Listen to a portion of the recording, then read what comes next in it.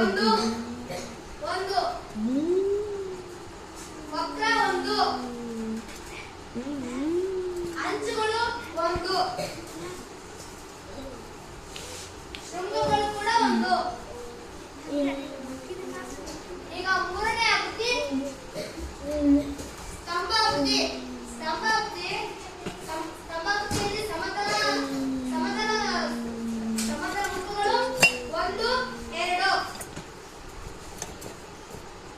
ವಕ್ರಗಳು ಕೂಡ ಒಂದು ಎರಡು ಒಂದು ಒಂದು, ಅಂಚುಗಳು ಒಂದು ಎರಡು, ಶೃಂಗಗಳು ಇರುವುದಿಲ್ಲ. ಈಗ ನಾಲ್ಕನೇ ಆವೃತ್ತಿ ಗೋಳಾಕೃತಿ. ಗೋಳಾಕೃತಿಯಲ್ಲಿ ಸಮತಲ ಮುಖಗಳು ಇರುವುದಿಲ್ಲ, ವಕ್ರ ಮುಖಗಳು ಒಂದು, ಅಂಚುಗಳು ಇರುವುದಿಲ್ಲ, ಶೃಂಗಗಳು ಕೂಡ ಇರುವುದಿಲ್ಲ.